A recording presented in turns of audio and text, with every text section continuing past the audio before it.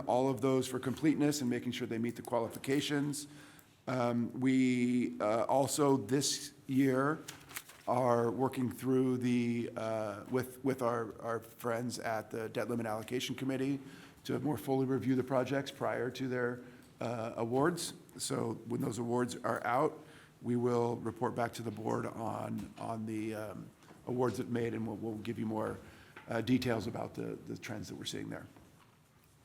CalAssist, as I said, it's been 5 weeks since we made an update with, we both increased the income limits after a long discussion here and extended the term from 3 to 12 months.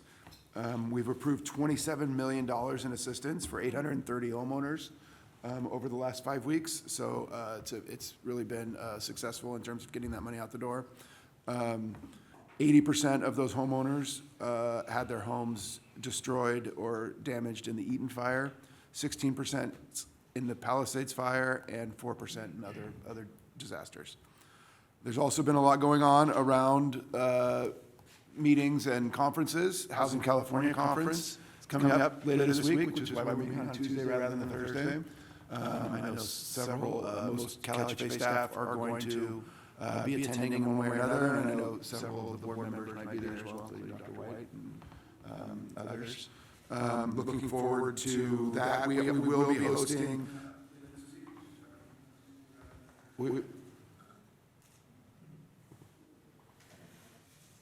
We will be hosting office hours at Housing California as well.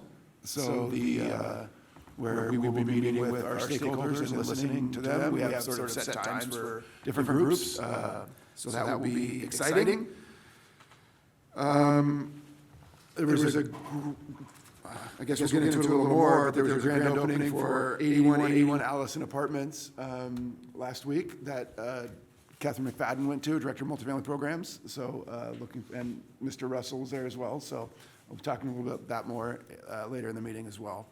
And Gail Tatiyama has been attending more tribal listening sessions and meeting directly with tribes to help develop our programs and meet our strategic plan along those lines.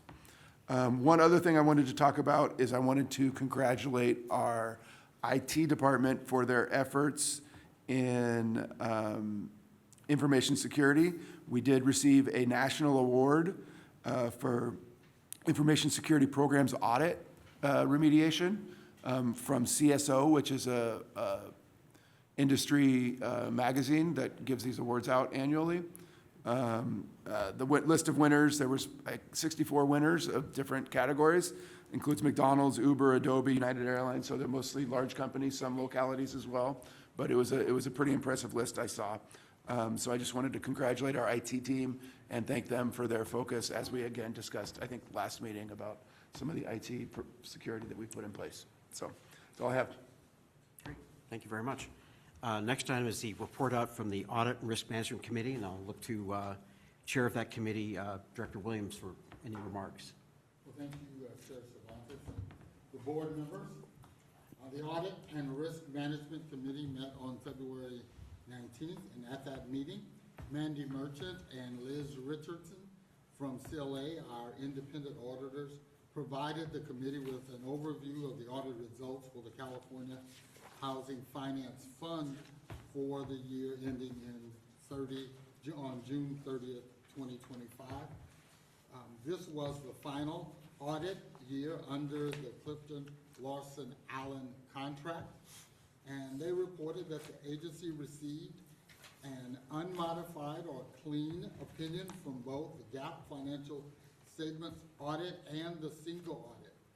They further reported that the agreed upon procedures from the compliance audit of the My Home and Dream for All programs revealed no findings. There's great news that we can thank our staff for, and so do the members of the committee or anyone on the board have any comments? Very good. Thank you, sir. Great. Thank you, Director Williams. Agenda item 5 is the discussion, recommendation, and possible action to approve a permanent loan increase for 8181 Allison. Mr. Chair, Mesa? if I may. Yes. So as is my practice here, occasionally as a membership organization, I have not an actual conflict, but even the appearance. And so for that reason, I'm going to recuse myself from the subsequent 2 items. I'll be outside the room and ask you retrieve me when this item is no longer. Thank you, Director Russell. We'll appreciate that. Catherine McFadden, our Director of Multifamily, will walk us through this item. Thank you, Chair Cervantes. Is this on? Yeah. And good morning, members of the board. Today I'm here to request a permanent loan increase for 8181 Allison Apartments. It is approving resolution number 2602. 8181 Allison Apartments is a 147-unit new construction family project in the city of La Mesa and is within San Diego County. It was awarded 2022 MIP income program funds. And can we go back just quickly to the picture? I did this at the request of Director Russell. We wanted to see pictures, so he'll have to come back and see these pictures. And he's actually in a picture in this picture, to forthcoming. Anyway, this is the beautiful property that we did have the grand opening last week. I'll talk a little bit more about this. We do have a member of USA Properties representative here with us today. The affordability on 8181 Allison is between 30 to 70% of area median income with an average affordability of 60% AMI. The developer is USA Multifamily Development. KeyBank is the construction lender, and WNC and Associates is the tax credit investor, and CalHFA is the perm lender. In 2022, CalHFA's board approved a $20.685 million permanent loan, and this also included a $4.5 million MIP loan plus a $2.576 million supplemental MIP for a total MIP of $7 million, just over $7 million. Mm-hmm.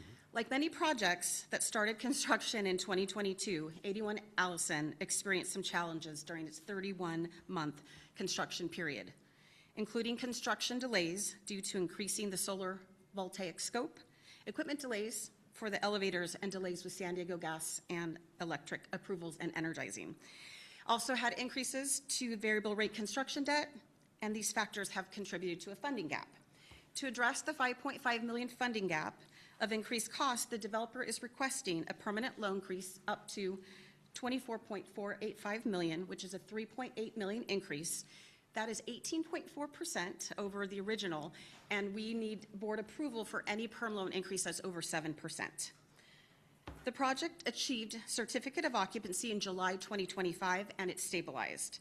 So to close this remaining funding gap, the project is also supported by an increase to the deferred developer fee, additional tax credit equity, and I also wanted to note that the developer actually decreased the total amount of developer fee that they could take. So not only did they defer more fee, but they decreased their fee.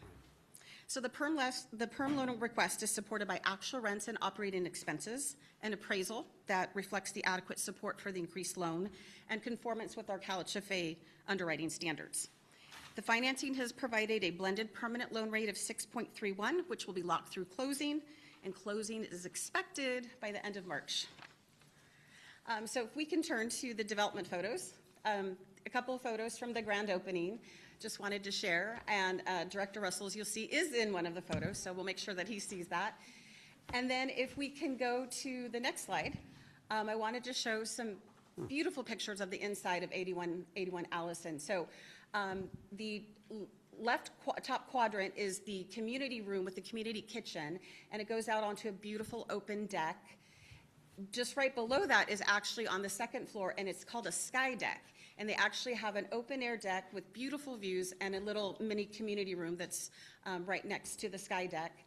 There's an example of the inside of a unit, and then the swim spa pool, as I'm told, which is in the courtyard. So I really wanted to share the beautiful pictures of 8181 Allison and to just really show what a great development this is in partnership. I wanted to thank the CalHFA Multifamily Program team for all their hard work on this project. And with that, it concludes my presentation. I am here, and Kevin Brown, as well as USA Properties Fund, the developer, if you have any additional questions. Great, thank you very much. Are there questions from members of the board? Do you have Director questions? Calvillo. I do. I have a couple. Okay, I've got Director Cabillo, then Director Prince.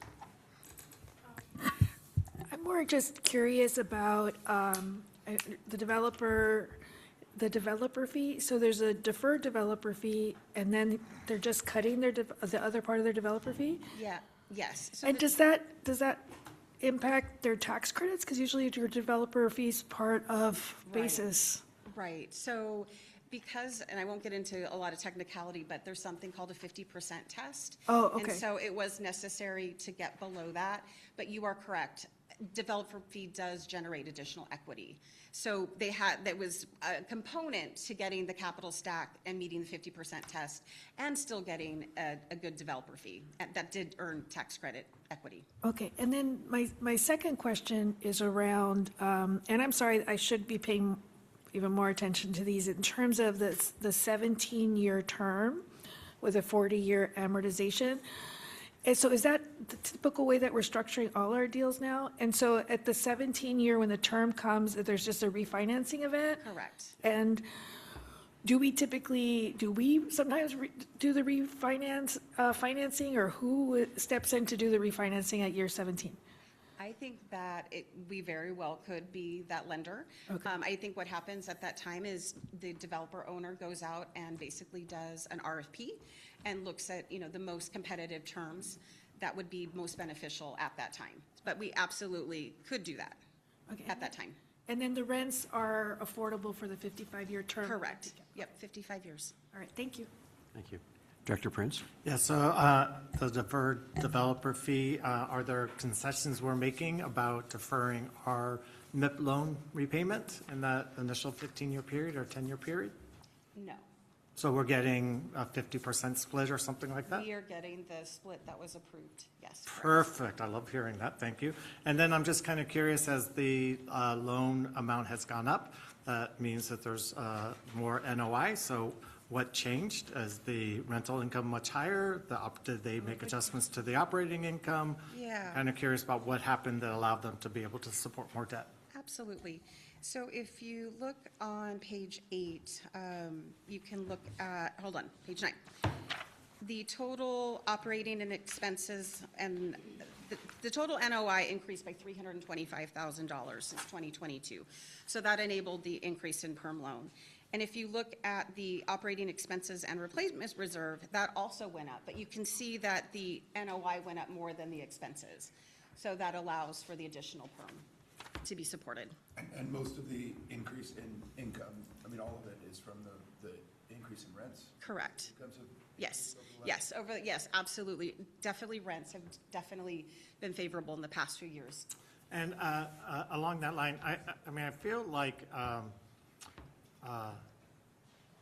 that as tax credit rents go up, that it exceeds the kind of corollary actual household income. And so what ends up happening is as more and more families become rent burdened, if they're moving into a 50% AMI unit, their incomes are not at 50%, but Yeah. somewhat lower. And so it just, what we're doing is increasing that burden within tax credit units. It's just a concept I think we need to be thinking about, because that's putting that much more pressure as we have rent burdened families, putting that much more pressure for them ending up back out on the street. So I'm concerned about that at my agency with our portfolio, but also Yeah. in general. Duly noted, and we'll consider that as we move forward. Thank you. Other questions or comments from the board? Yes, Director Limon. Thank you, Chair. Real quick, I didn't see on here, what is the cost per unit? The cost per unit, can someone do some quick math for me? I want to say it's about 450,000. Is that correct? It's under 500,000. That's great. Which actually is exceptional. That's great. For La Mesa in the county of San Diego. That's incredible. So I just wanted to express my excitement for this development. I'm a proud resident of La Mesa and know not only the need for this development in our community, but also just how just what a great example it is of infill housing. It is, La Mesa is 15 minutes from downtown San Diego, but still away, so a little East County, more affordable. It's right right next to public transportation, right next to amenities, really wonderful use of land. So just really want to commend all the CalHFA team for all the work that they've done on this development, and excited to see our fellow residents take advantage of this opportunity. So thank you. Thank you so much, and I concur. It's very walkable, right near transit. I got to spend a little bit of time with the mayor of La Mesa, and the partnership was really strong between the city and USA, and of course CalHFA. It does take definitely the strong partnerships, and I agree with all of your comments. Thank you. Thank you. So if I trust my old HP 12C, I came up with about 490,000 a unit. Oh, goodness. Okay, look at that. It's fantastic for Southern That is California. fantastic. For Okay. San This Diego. thing's a little Thank you. rusty though, so I could be off. I know, yeah, I'm showing my age. Other questions, comments? Oh, No, I just have one of those, is all. thank you. I have one, this is more just, I think, for color, because we've just seen a string of transactions where we've come back to improve increases. And I know I understand we're fitting within our credit quality standards. There's no underwriting give up here, Right. just to confirm.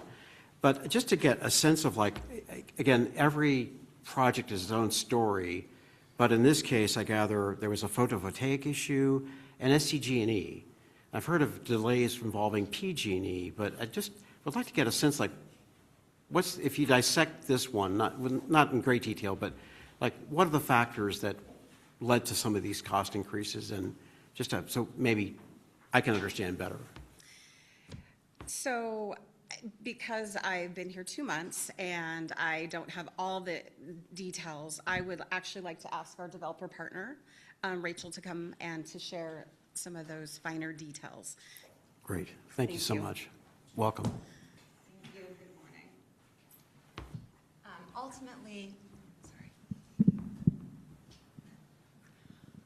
Ultimately, the cost increase were associated, one, with the total scope of the PV system. So it was a design build item, which was expanded under the design criteria from SDG&E. It was about a $1.1 billion overrun.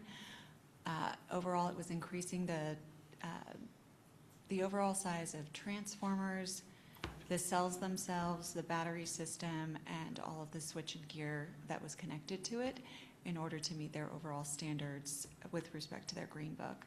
Additionally, there were time delays in regards to their overall improvement, both of the general electric system and incorporation of the solar PV system into a VNEMS monitoring system benefiting the project residents.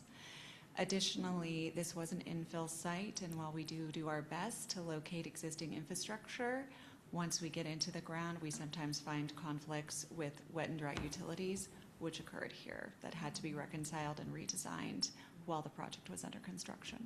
Mm-hmm. Okay, that's helpful. Thank you. Thank you. Any other questions or comments on this item? Then I'll look to someone to make a motion to approve the attached resolution 2602. Is there a motion? So moved. Thank you. Second. Sorry? Second. Director Kabila seconded. Thank you, Secretary Moss, for the motion. Courtney, if you could please call the rolls. We have a motion and a second for 2602. Certainly, and I just want to acknowledge that Secretary Moss and Director Wyatt have joined us. Thank you. Okay. Ms. Cabildo. Yes. Chair Cervantes. Yes. Secretary Moss. Yes. Mr. Hardiman. Yes. Ms. Lamone. Yes. Ms. Wyatt. Yes. Mr. Moto. Yes. Mr. Prince. Yes. Mr. Fiegels. Yes. Mr. Brandon Williams. Yes. Mr. Tyrone Williams. Yes. And Dr. White. Yes. Resolution 26-2 is approved. Great. Thank you very much. It's a great-looking project. It's good to have people living in a quality, affordable housing project in San Diego County. Thank you. Thank you. Next item is item 6, and Director Russell come back? no, not No, there's one yeah. more. Yeah. Oh, okay. He's It's not in here. Oh, yeah. okay. This is the Shiloh Terrace project in Windsor and Sonoma counties, which will lead to Resolution 2603. I'll have Director McFadden talk us through this also. Yes. Shiloh Terrace is a 134-unit new construction family project awarded under the 2021 Mixed Income Program. The project is located in the city of Windsor in Sonoma County. Affordability is between 30 to 70% of area median income, with an average affordability of 60% of AMI. The developer is CRP, Affordable Housing and Community Development. JP Morgan Chase is the construction lender, with CREA and Monarch Private Capital serving as the tax credit equity investors, and CalHFA is the permanent lender. The project received its initial permanent loan approval through the 2021 final loan commitment that included a $27 million perm loan and a $3.9 million MIP loan. And since that time, similar to the other project, the development has experienced cost changes, necessitating a revised permanent loan amount at conversion.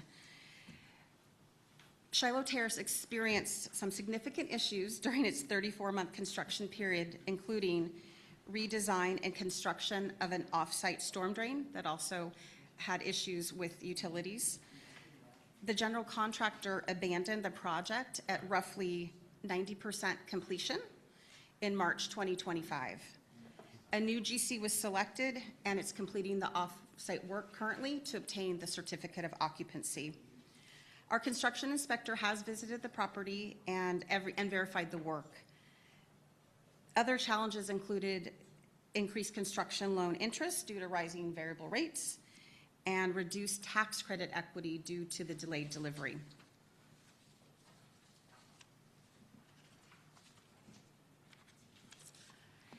These factors resulted in a $7.3 million cost increase and a $1 million reduction in equity.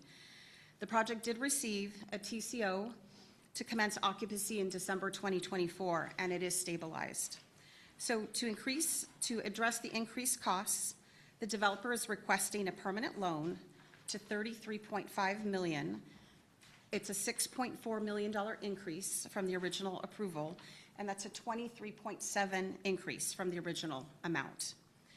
To close the remaining funding gap, the project is also supported by $600,000 in additional funding from Sonoma County, an additional $1.2 million of deferred developer fee, and approximately $1 million in net operating income generated during operations. The permanent loan is supported by appraisal, which reflects support for the increased loan, actual income and operating expenses, and conformance with all CalHFA underwriting standards.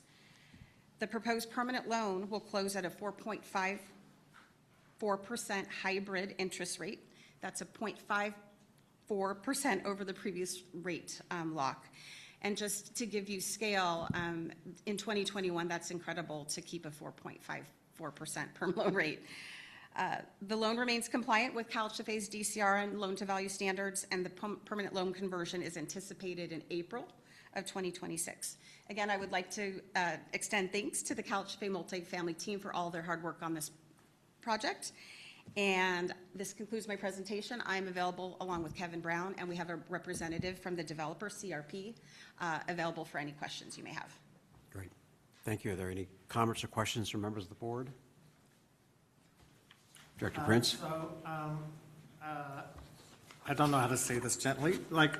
So the general, or the developer is an LLC, so there's someone behind that, and I feel like it's, I totally understand the idea of an LLC to protect them during the development process, but I feel like it should be disclosed to us who the real developer is. There's someone who is a member of that LLC that we're not being told who it is, and that feels a little uncomfortable to me, and I don't know why that wouldn't happen. And then I go back to the same issue around the rents going up dramatically, right? It's $700,000, 2.4 million. I can't do the math in my head real quick, but it's like 25% increase in rental income. It just seems like how can that be off like in 3 years? It seems like there's some underwriting issues at the very beginning. I go back to the other project as well, just kind of curious about why that happens. And then I have the same question. Is there a deferral of our MIP payment to pay off the deferred developer fee in this case? I know that was a lot that I just threw out at you. Yes, and In regard to the structure for the LLC, we can put who the managing members are in future reports, so that can be more fully disclosed. In regard to the rents, I can say just from my previous experience in development, rents have dramatically increased, and they were somewhere between 8 to 10%. And usually the rents are, in 2021, would have been established. And because we're here in 2026, that is a very long time to get about 5 years of annual rent increases, which actually is helping support the project by this increased perm loan. So without those rents, Yeah, but while rents have increased, household income hasn't. Again, it's the same point of like, we're just creating rent burden situations for the individuals moving in at that level, from my perspective. And so just want to make sure we have kind of intention. I think we had conversation at our retreat about should rent be based upon AMI or based upon household income. I think that was one of our conversations. And I think it's a really important one for us to always be thinking about as a board. So I'm just kind of raising that. Yeah, I think that's a good point, Director Prince. Something that, you know, we always struggle with, and I think with the current tax credit system, the way it is, you know, it is based as a percentage of area median income that we're underwriting to, and that the market is designed to support. I think where we could be a little more aggressive if we're putting subsidy in, we could use that as a tool to put other restrictions on this. If we look at the 5-year period, as you said, 25% or so, that would be about, you know, 5 or 6% a year. So that's more than what we've seen historically in terms of increases, which are generally down in the 3 to 4% range. But the last few years have been significant in terms of area median income increases, which these rents are based off of. But I think it is something that we should look at as we look at the subsidy programs that we're operating. There was probably a pro forma 5 years ago that anticipated an escalation on rent of 3%, and that we're seeing an additional 25% above and beyond that. I mean, at some level, there is still some kind of assumptions that should be happening at the underwriting period. And again, it's about us making sure we're taking full advantage of the investments that we're making as a board to make sure we're leveraging our dollars at the highest level possible, not just for this project, which I'm happy to see it happen, but I want to make sure we're, you know, have the ability to do future projects as well. I'm looking at our MIP dollars, kind of thinking about how do we stretch those kind of thing. No, I appreciate that. And it is something that we've talked about in terms of our initial underwriting, how we're looking at projecting out in the future better, so we don't have, because ultimately, I think when we first underwrote these, they were sort of a static one point in time, what the cash flow might be. I mean, projecting it out, but I mean, in terms of, we didn't expect it to close 4 years later. We expected it, you know, so we're looking at it that way. So it's something that we're looking at in terms of making sure that we don't have to bring these loan increases to the board, that we're having a better number up front. So those are things we're looking at, but I appreciate the thoughts. Thank you. Other questions, comments? Secretary Moss and then Director Hartman. Oh, I guess I was just curious. I mean, we have a whole list of these that have, that we're filling the gap. Do they go elsewhere before they come to us for resources, and is that sort of a part of our process? And then just, is it fully occupied, this project? yes, Okay. yes. So the Sonoma County is a new funding source that came in, and typically it is our request that developers go to other partners to see if there's any additional local dollars. Developers have a few levers when it comes to cost increases, and it's generally increase a perm loan, find additional soft money, and defer developer fee. Typically, those are the the levers. With the situation with local resources not being as plentiful, it's getting harder to find those soft dollars. And so a lot of developers, the perm loan increase is one of the only options. And then for the developer then to keep in, say if they had any bridge loan in the project, and keep it in as equity. So really those are the levers that you have at this time of conversion. Thank you. Thank you. Director Hartman? Was the general contractor that left, were they also the original developer? They were no. So the developer is still the developer. The general contractor was hired by the original developer. The contractor abandoned the project, basically left the project, and the developer had to get a new general contractor to come in Got it. and complete the work. And was there any other issues around the general contractor leaving? Were there like wage claims? Were there? I believe that there are some challenges between the two, and they're working through all of those at the moment, trying to ensure that the claims or challenges are all going to be, I guess, mitigated, and, that there's clear title, and this is something that's being handled right now. Because I know there was a law that was passed a few years ago that that prevents indemnification for the developer, and they're liable. So I would say that this is, we would probably, I don't know if we have like a list of like responsible general contractors, but is that something that we look at the front end, or is it just the developer? We do look at the general contractor. I think that could be something that we look at more intently, especially as we develop our construction lending program, basically underwriting the general contractor. And you are correct, there are some guarantees that are in place to ensure, like completion guarantee, payment and performance bonds, things to ensure that the project does get complete. Right. I think it's troubling, like if it's a publicly subsidized project and the workers on there are not getting paid because the contractor left, What I can say is that the wages have been paid. Okay. And that was not, to my knowledge, Got it. the wages have been paid. There are Got it. other disputes that are being concurrently worked out between the developer and the former general contractor. We should probably like flag the general contractor or whoever's on, there, so that. A list. Yeah, thank you, that was it. Yeah, thank you. Thank you, Director Hardeman. Other questions, comments? Let me go Director Cabildo and then back to Director Prince. So I get two things. So one is the same issue that Director Prince brought up in terms of, when we are having to increase our financial commitment, I would love to see a way that we get, deeper affordability or something like that in exchange for an increase in a loan. I know that, this is fully completed and it's hard and that impacts the capital stack, but I would love for us to, in the future, look at structures where we're able to trigger maybe additional affordability in exchange for increasing our loans. And then the second piece is around this issue of the conflicts that you've described. And just, we would never close on a loan that still had these conflicts, right? Because we Correct. would have to make sure there weren't any liens on the property before we Absolutely. closed. We've been working very closely with our office of counsel, and we would absolutely not close with any liens or anything that would put CalHFA's loan at risk. Okay, great, thank you. Thank you, Director Cabildo. Director Prince? So in my career, I've been part of 120 tax credit closings as the owner developer. I've had one general contractor walk out in 1992, and it put a dagger in my heart. So whoever had to go through that, I just feel really bad.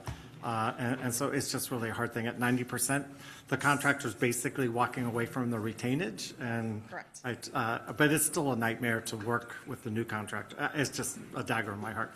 Secretary Moss, I just totally appreciate, because I heard that Sonoma County was putting in dollars, and I feel like if we're adding some additional assistance and there's additional burden to the families, saying the local participation really mattered. So I appreciated you pointing that out. I do think that there are additional, and again, going back to the underwriting, not just deferring developer fee, but reducing developer fee. I get it that it generates tax credit investment, but the increase in construction costs is already increasing the basis, and there's more tax credits coming in that way. There might have been a pricing issue over the last 4 years too. I totally get that. And there's always the option of equity contribution by the owner developer. So I think that there are many things, but many times, and I feel the pressure of this in Santa Clara, they come to us as the public agencies to solve their gaps. And I feel like as the developer, they need to take responsibility as well. So I appreciate Secretary Moss raising that as an issue of the local participation being something that's important. Thank you, Director Prince. Other questions, comments from the board? I think for me, again, this is just getting color. So I gather, looking at the factors that led to the cost increases, having a developer walk at 90%, clearly a problem. There were issues on utilities, I gather, as well. I'm just thinking like the themes out there that we should be aware of or smarter about. Just some color on that would be helpful. What I'm hoping, as these deals were, under construction during COVID, there were material price increases, there were Right. supply issues, the sub-base, there were a lot of jobs, and there was premium pricing in Sonoma County, you can imagine. I can say from my previous experience, originating and closing and putting deals under construction in 2021 and 2022. Those projects have experienced similar issues. I would like to hope that we've got past that, and I know there's always something where lumber prices or oil prices or whatnot, but there is less work, so subs are a little bit more hungry, and so I think pricing for that may come down. So I think that I'm hoping that this, what I call the COVID baby projects, are reaching, to completion and conversion. We've had a lot of lessons learned. I know that developers are definitely taking those lessons and implementing them into their new projects.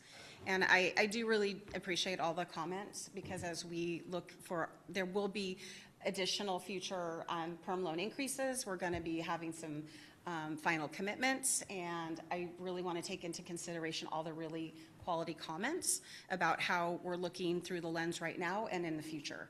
So, and thank you, Director Prince. I do really appreciate, and Director, I can say it correctly, Cabildo? Okay, perfect. Okay, great. I really do appreciate your comments, and we'll look through that lens. Thank you. Any other board questions or comments? In which case, I'll ask for if there's any public comment on this item. Yes, if any members of the public, either watching virtually or here in the room, would like to make a comment, please raise your hand. There's none at this time. Thank you very much. In which case, I'll look to a motion to approve Resolution 2603.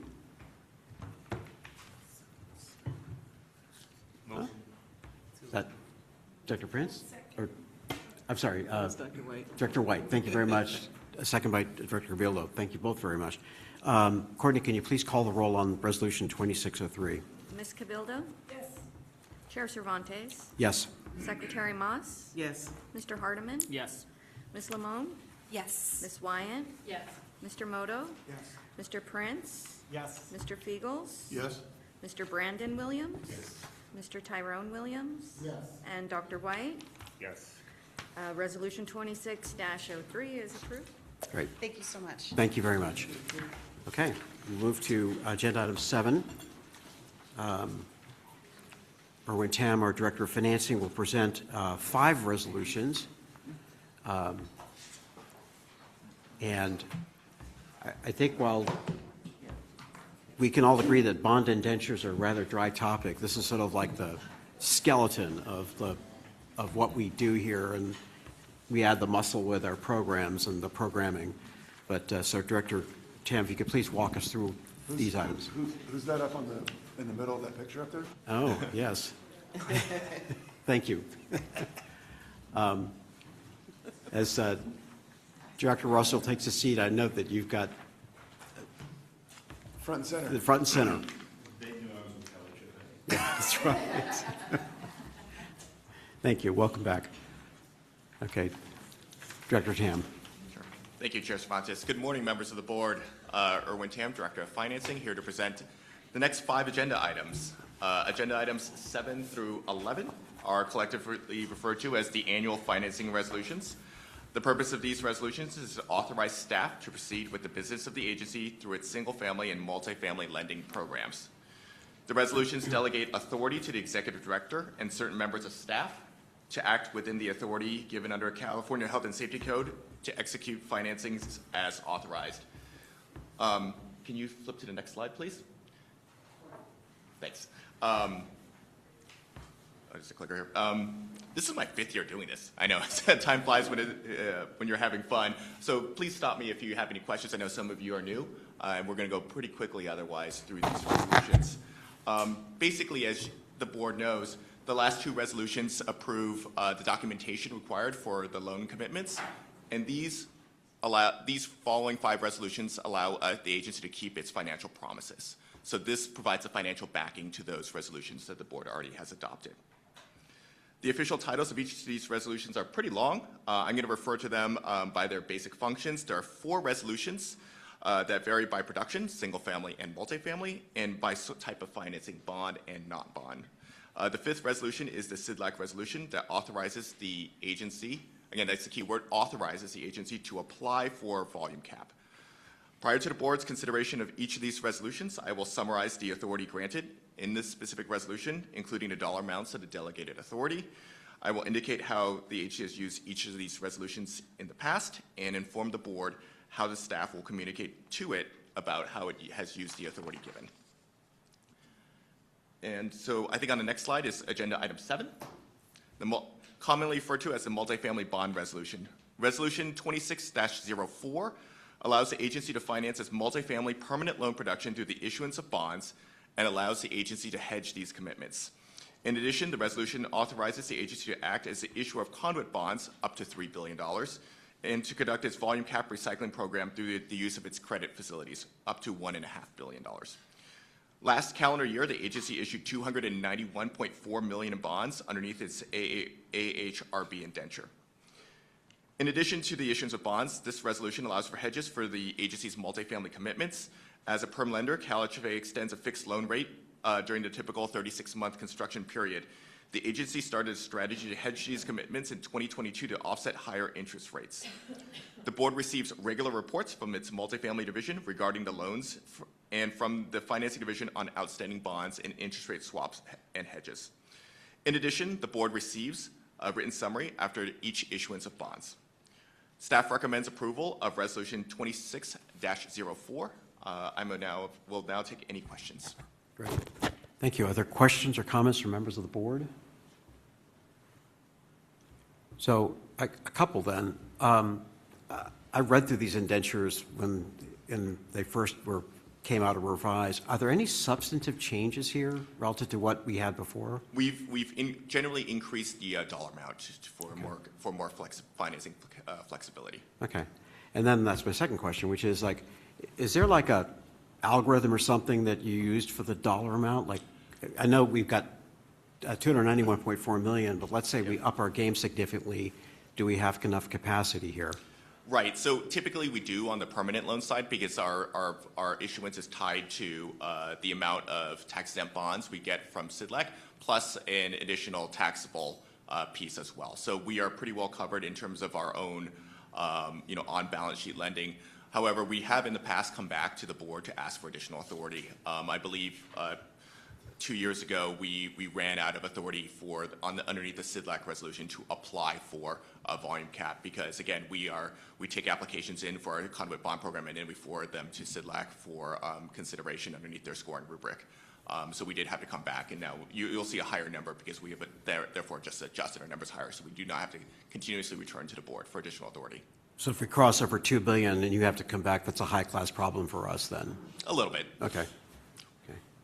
Other questions? I would be happy to come back if we... We also have in the past come back to the board when we establish our new indentures to specifically endorse to have the board approve those individual new indentures to issue bonds for. Right.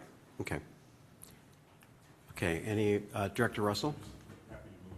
Oh, actually, I want to get public comment first, because I've learned my lesson on that. Courtney, can you see if there's any public comment on this particular agenda item?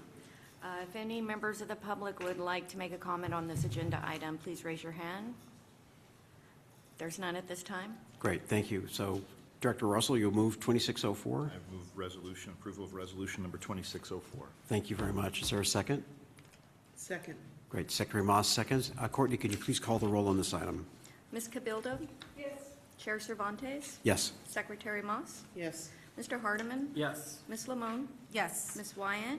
Here, yes. Mr. Moto? Yes. Mr. Prince? Yes. Mr. Russ? Aye. Mr. Fiegels? Yes. Mr. Brandon Williams? Yes. Mr. Tyrone Williams? Yes. And Dr. White? Yes. Resolution 26-04 is approved. Great, thank you very much. Agenda item 8 is the non-bond multifamily financing. This resolution allows the agency to finance its multifamily permanent loan production through non-bond sources, including through the Federal Financing Bank and through state and agency sources. In the past, the agency has used both sources of funds to fund multifamily loans, and state sources include the agency's MIP subsidy loan program. Similar to the prior resolution, the board receives reports from the multifamily division relating to its multifamily loans. Staff recommends approval of Resolution 26-05. I'm available for any questions. Great, thank you. Are there any questions from the board on this item? Don't see any. So I gather we've been using the bond market for our term loan financings. Correct. In the last couple of years, given the sort of cycles we're in. Do you have any sense as to would this come into play this year? What factors might apply to So make it also, this work? so it also counts for our, it also authorizes our MIP loans, which are not bond issuance, right? It's subsidy funds from the agency. Plus, I believe it also authorizes our federal financing bank. Sorry, excuse me, our federal home loan bank line of credit as well. So we were able to warehouse multifamily loans through this non-bond source. But I think to direct to your question, I think the Federal Financing Bank, it's not the most efficient execution right now for our multifamily loans. Yeah. I don't necessarily foresee that changing, but it always could. Okay, great. So it's good to have flexibility. Yes. Okay, I'm looking to see, I don't see any other questions. Courtney, can you see if there's any public comment or question on this particular item? If any members of the public would like to make a comment on this agenda item, please raise your hand. There's none at this time. Great, thank you very much. So look for a motion to approve Resolution 2605. I move. Great, thank you, Director Williams. Is there a second? Second. Great, thank you, Director. Is that Dr. Yep. Hardiman? Thank you very much. Courtney, can you please call the roll on 2605? Ms. Cabildo? Yes. Chair Cervantes? Yes. Secretary Moss? Yes. Mr. Hardiman? Yes. Ms. Lamone? Yes. Ms. Wyatt? Yes. Mr. Moto? Yes. Mr. Prince? Yes. Mr. Russell? Aye. Mr. Fiegels? Yes. Mr. Brandon Williams? Yes. Mr. Tyrone Williams? Yes. And Dr. White? Yes. Resolution 26-05 is approved. Great, thank you. So agenda item 9 is the bond funding for Correct. single-family. This resolution allows the agency to finance single-family mortgages through the issuance of bonds. Last year, in calendar 2025, the agency issued $130 million in taxable bonds underneath the, I'm trying to get everybody on board to call it the Homer indenture, or home ownership mortgage revenue bond indenture. The agency's outstanding bond balance is regularly reported by the financing division. The board also receives a summary after each issuance of bonds. Staff recommends approval of Resolution 26-06. I will now take any questions. Great. Are there questions, comments from the board? Don't see any. So 130 million last year. Any sense of like what the market looks like for this kind of product that we'd be offering? That's a great question. So I think that what we're seeing is a little bit of softness in terms of this product for the My Access product. This is a 6% down payment assistance product, which is a premium price. So we charge a little bit higher in interest rate for the additional 3% above our My Home program. There are other avenues for this. The agency also offers its ZIP program, which is of zero interest, also offering high rate. It really depends on the taxable bond market, actually, the relationship between the TBA execution and the bond market execution. And so what you'll see is currently we see a 1/8 point or sometimes they're even, sometimes it's an 1/8 point lower, and individual borrowers are able to make a decision whether or not they want to go either to do the ZIP program, which costs more but has a 0% interest rate, the My Access program, which sometimes is about an 1/8 point less with a slightly lower interest rate, or forego it altogether, and maybe they can negotiate a concession from the seller. So you'll see, we originally anticipated a much higher interest from the public, but again, I think there's a little bit of softness in the homeownership market at this point. Director Sertich. Thank you. One of the pieces on this, that this authorizes us to do as well, is to issue bonds instead of using the TBA market for our first loans, which we have not done in several years. But the market for if we're able to issue bonds for our single-family loans, we generally think at this point we would have a lower rate than we do through the TBA market on our first loans. However, that does require tax-exempt bond allocation, which right now the state is, for the most part, using for its multifamily programs because of the other federal subsidies that come along with our multifamily issuances. But if there are additional mortgage revenue bonds available that could be used for our homeownership programs, we would definitely, we've spoken with our friends at the Treasurer's Office about this. We're ready to be able to issue them to lower our first mortgage rates as well. Great, thank you. Our good friends at the Treasurer's Office. Okay, any other questions, comments? Courtney, could you see if there's any public comments or questions on this particular agenda item? If any members of the public would like to make a comment on this agenda item, please raise your hands. There's none at this time. Okay, then I'll look for a motion to approve this item, which is Resolution 2606. Is that Director Gabildo? Thank you. Is there a second? Director Russell seconds. Courtney, can you please call the roll? Ms. Cabildo? Yes. Chair Cervantes? Yes. Secretary Moss? Yes. Mr. Hardeman? Yes. Ms. Lamone? Yes. Ms. Wyatt? Yes. Mr. Moto? Yes. Mr. Prince? Yes. Mr. Russell? Aye. Mr. Fiegels? Yes. Mr. Brandon Williams? Yes. Mr. Tyrone Williams? Yes. And Dr. White? Yes. Resolution 2606 is approved. Great, thank you very much. And we're on to item 10, which is the single-family non-bond funding, which leads to Resolution 2607. So I'll bring this back to Director Tam. This resolution allows the agency to finance single-family mortgages through non-bond sources such as the TBA market and its specified pools. As this is the primary method of financing for its single-family programs, there is no limit for this amount. In addition, this resolution does not allow the agency to hold whole loans other than the $17.4 million as previously authorized by the board for the SR 710 project. The board receives reports from its single-family division regarding its single-family production. Staff recommends approval of Resolution 26-07. I will now take any questions. Okay, great. Any? What? Now. I'm always available for questions. We're There ready. you go. Questions or comments from the board? So if I could, just a quick question. SR 710, that was the corridor that was not, a freeway that was not built? I believe so. That's correct. That's in South Pasadena area. Pasadena, okay. Okay, it's still the ghost of that haunts us. That's, Yeah, it's an ongoing commitment by the agency, I believe. and actually, poor choice of words. It is the spirit that still animates us. Yeah, no, because it's a good thing. I just, We'll strike the prior comment from the record. Director Cabildo? So, this is related to kind of the capacity to pursue some of the ideas that we discussed around production, right? Because, I mean, we're not currently financing construction loans for single family, right? Right, but this is authorizing our execution to finance loans via the TBA market, which is through our GSE securitizations, typically for our My Home and other sort of flagship programs of the agency. Okay. Right. All righty. And looking at the chart here, 3.1 billion, 25. This is all kind of market dependent, I gather. So Correct. any flavor you've got or?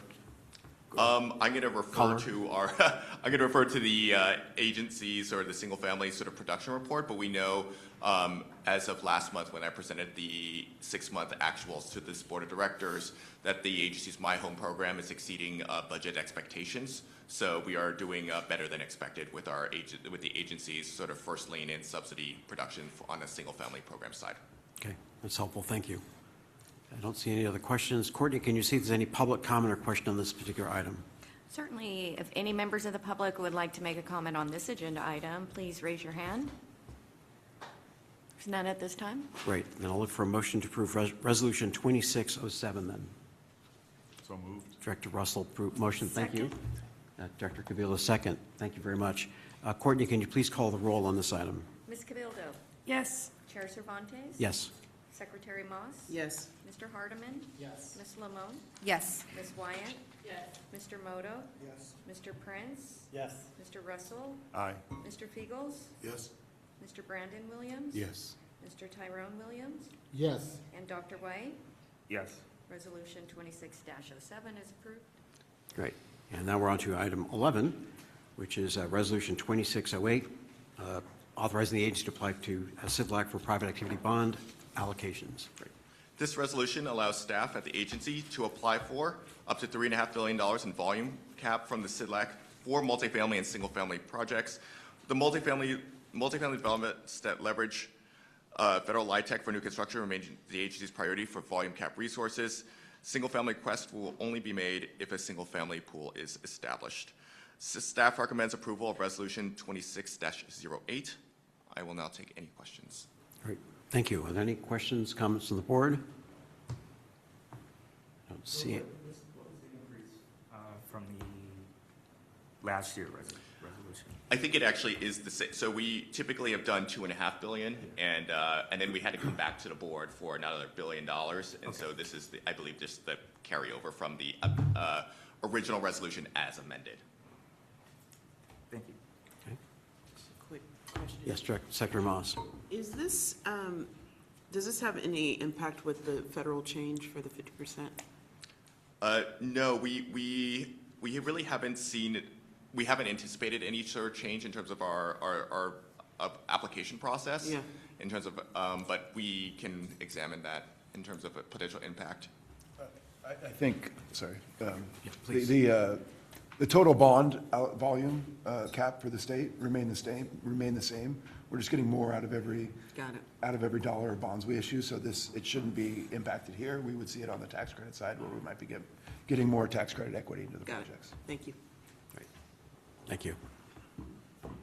And to the extent that last time we were 2.5, we upped it to 3.5. So if we find ourselves short, again, a high-class problem, Yeah. you'll come back and we'll Will do. do what we need to do. Yep.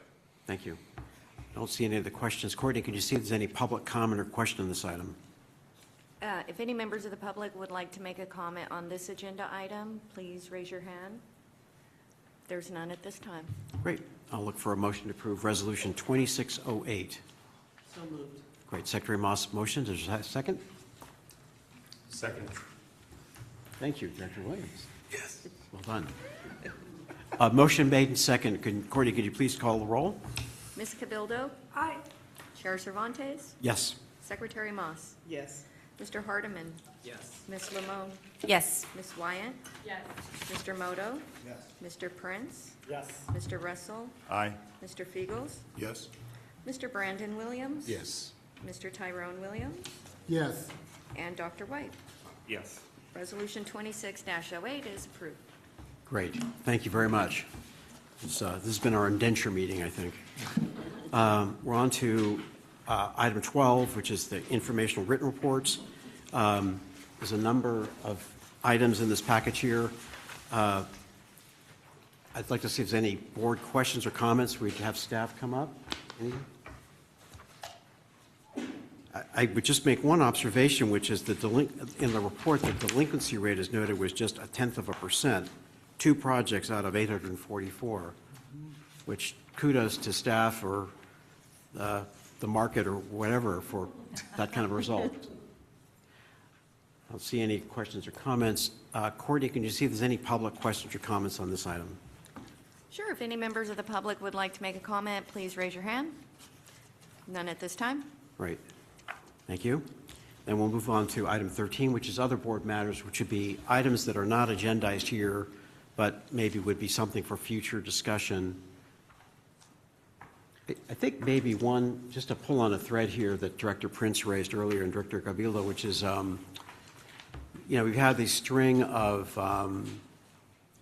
projects for which we've had to increase the perm loan amount given circumstances of these COVID-related projects and others.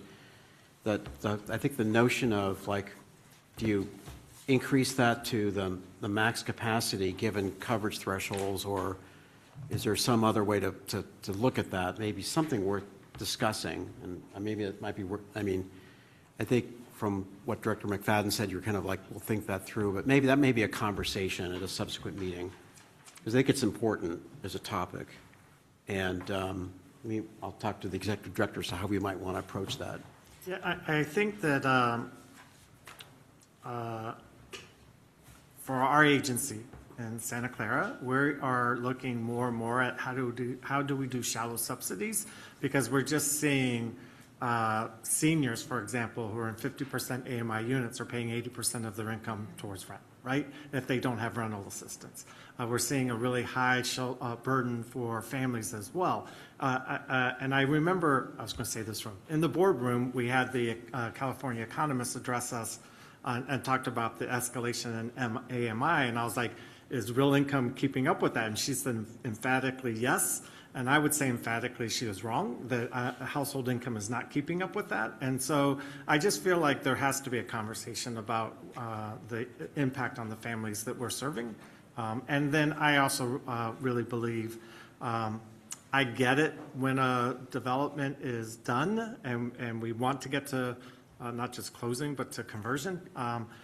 There's a lot of pressure to get there, but I do feel like it has to be a shared burden, and we have this conversation in Santa Clara all the time, and most of the time developers come and say, we just want more vouchers, we want more city or county funds, and aren't willing to necessarily step up themselves. And I feel, again, we have a huge club, I don't know the right word, we have the incentives at this board to be able to make sure we're getting the best return. So I think it's both about what's happening to households, but it's also about what's the contribution that developers are making. Yeah. They are earning a huge amount of developer fee. They made choices 5 years ago. I feel like they need to be able to, and same thing I do as a developer, so I'm not asking for something that we don't do ourselves. I just feel like there has to be shared, if there's risk, shared risk, not 100% bailout by us. Yeah, so that's something we can, I think, I'll look to staff and we'll have a conversation later, like to have a step of means for a conversation at the board on that, because I think it's an important topic, and thank you and thank Director Bilder for raising that. Any other topics that board would like to consider at a subsequent meeting? Can I make a comment, not a subsequent? Yeah. Is that okay? Them on, please. So I just wanted to say thank you on the email that we all received as a board featuring a video of the California Dream for All family that was helped through the program. I just wanted to highlight that I happen to know the realtor that was featured in that video, and Imelda Manso is a board member of the National Association of Hispanic Real Estate Professionals, took the course and has been, I think the partnership that CalHFA has developed with the National Association of Hispanic Real Estate Professionals is the sort of partnership that we spoke about during a strategic planning process that is necessary for the success of our programs. I've seen how much Imelda has been a resource to others after taking the course and the training that CalHFA offers, and it has been on the road just speaking at Spanish language media about the program. The family that was featured in the video, it took her 5 years to get them to become homeowners. And it wasn't until they were able to obtain the California Dream for All program that they were able to get their offer accepted. Kids are ecstatic. They've been, first time that they had their own room. And they would not have been able to start their wealth building journey had it not been for the California Dream for All. So just kudos to the team for all the amazing partnership work that's been done and the incredible training that's been done for the program. I think we're seeing the success and the numbers that Executive Director highlighted because of those partnerships, because of those trainings, and because we're enabling or training the trainer for folks that are out there spreading accurate and trusted information to the community. So just kudos to the team. Thank you. Great. Thank you. That's a good note. I mean, it's sort of like when you're sitting here in the bunker and approving bond indentures, it's like you think there's a real world out there with real lives and kids. And so that's really what we're about. We're just trying to make it better for Californians to provide affordable housing that they can thrive in. So thank you for bringing that up. Director Hardman. Director Lamone inspired me to make a few comments about this. Another thing I want to thank staff for, I noticed in an email that I got not from CalHFA, but from my credit union, Golden One Credit Union, that had done a feature to all their members about the California Dream for All program. Good. And I think this is the key to the success of that program, is to there be ongoing state support, right? Like, this is not something that we're generating revenue and funding. I mean, in theory, in the long term, that's what will happen. But the more things like that that we're doing to promote the program and the success of it, like Director Lamone said, and those partnerships that we're developing with, realtors, credit unions, banks, lenders, everybody, I think will make it that much more, provide that much more of incentive for a future legislature, a future governor to continue to fund that program. So I just wanted to applaud the staff for the work on that. Right, good point. Thank you very much. Okay, any other comments? So I will look to item 14, which is public comment. This is for items that are not on the agenda but within our authority. Courtney, can you see if there's any public comment? Certainly, if any members of the public would like to make a comment, please raise your hand. There's none at this time. Great, thank you. So our last item is adjournment. So look, gosh, it's only 10 past 11. So a shorter meeting. So when we have a long meeting later, remember, we're banking time here. So meeting adjourned.